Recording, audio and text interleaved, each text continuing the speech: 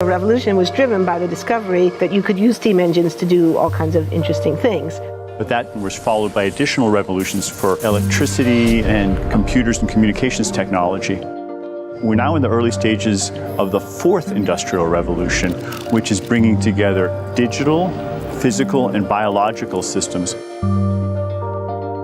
One of the features of this fourth industrial revolution is that it doesn't change what we are doing, but it changes us.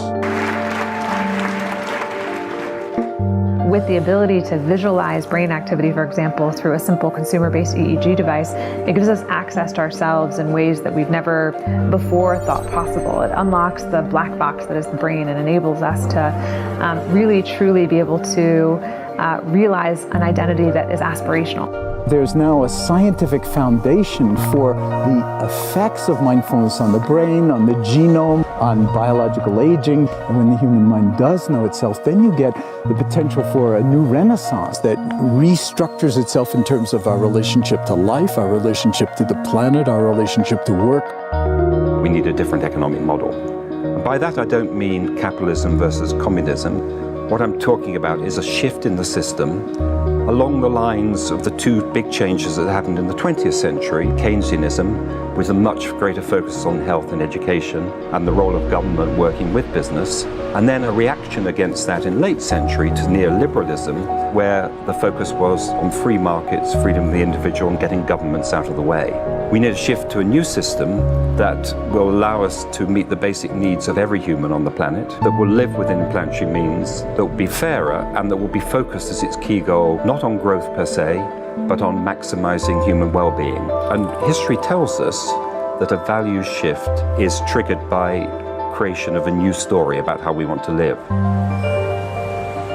I see the circular economy as something which fits very closely with mankind's goal to be innovative and creative and to always progress. We can use asset tracking, we can use IT, we can use 3D printing to enable this different economic model to recover materials, feed them back into the economy, and really to decouple growth from the resource constraints we have. The reason we live in cities is not different today than it was 10,000 years ago. Even if we have got networks connecting us, we still want to have places where we meet in person. Well, this means the place where we work and the place where we live are much closer to each other, a city where we don't need to have big supply chains in order to produce things, where many things can be sourced locally thanks to 3D printing and robotics. So if we're able to do something to transform cities, to make them more efficient, then the impact can be huge. Think about the prospect of getting rid of plastics. We must not only be inspired or informed by nature, but actually use natural organisms with which to design products and building parts. Only instead of varying material properties, we're varying biological functionality. Design is critical today because it's the first signal of human intention. So the question of adding quality to quantity, it isn't a matter of simply circulating things that are potentially toxic. It's circulating things that are safe and healthy for all generations. So the goal is no longer, I want to be less bad, less monotonous, less unsafe, less unjust. It's really about a diverse, safe, healthy, and just world with clean air, clean water, clean soil, clean energy. Together we are fighting to preserve our fragile climate from irreversible damage and devastation of unthinkable proportions.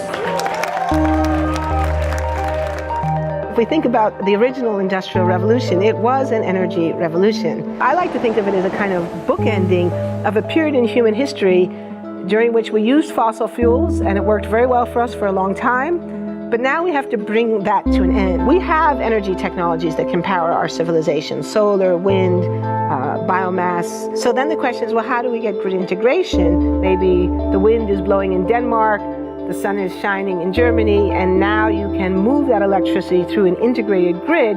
You can supply energy to everyone who needs it, and you can supply energy at all times.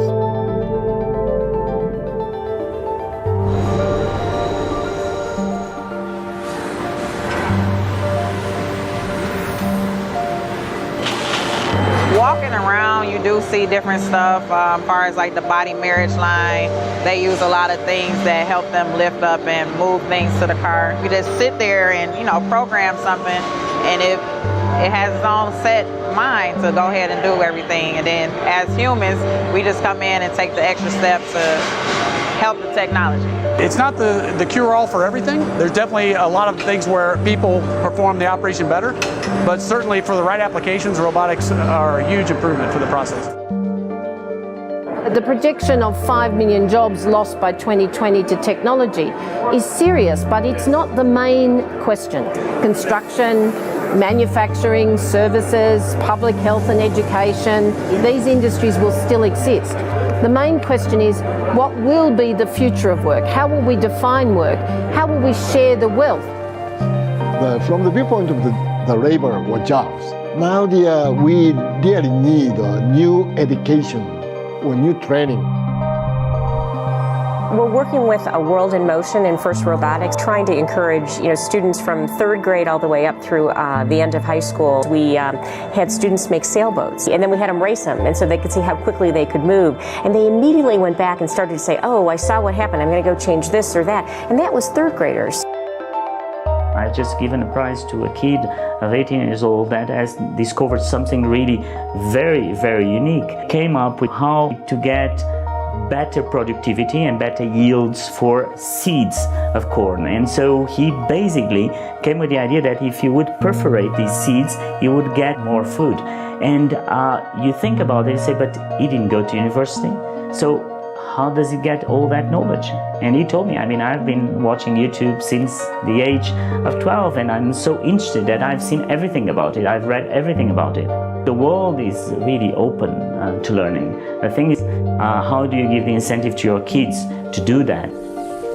It's this ability of digital technology to change outcomes, to truly empower people all over the world that can create a more equitable growth, because I think the world needs that.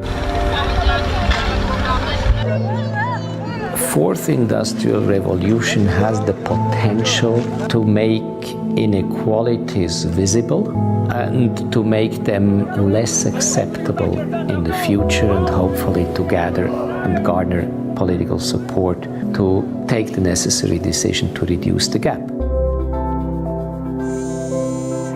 Humans have always been using tools, but because of the recent advances in technology, we're beginning to have machines that can augment us in all sorts of interesting ways.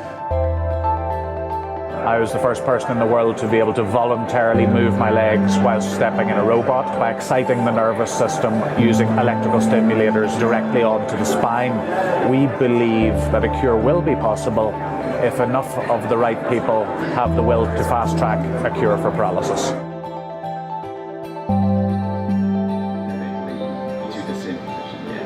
We take two things from the patient. First, we take a three-dimensional X-ray and we extract the three-dimensional data out of that so we can make a perfectly shaped puzzle piece. And then we also take a sample of fat tissue from the patient so that we can extract the stem cells out of those. And we use those stem cells with this three-dimensional scaffold that we fabricate, and after 3 weeks we have a piece of living bone that's ready for implantation. Being able to use genome editing to understand the genetic changes that lead to cancer, and technologies like drug delivery, getting molecules into particular types of cells. There's a lot of excitement about being able to move much more quickly on this disease. One of the things that I think is so essential to free and open societies is freedom of thought. And up until now, the conversation we've been having is around freedom of speech. Once we can access people's thoughts and access people's emotion, we have to create a space that enables people to think freely, to think divergent thoughts, to think creative thoughts. And in a society where people fear having those thoughts, the likelihood of being able to enjoy progress is significantly diminished.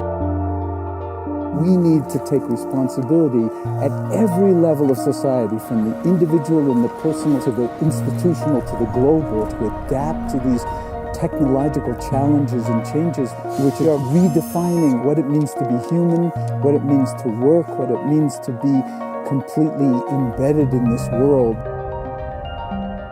People always ask me if I'm an optimist or a pessimist.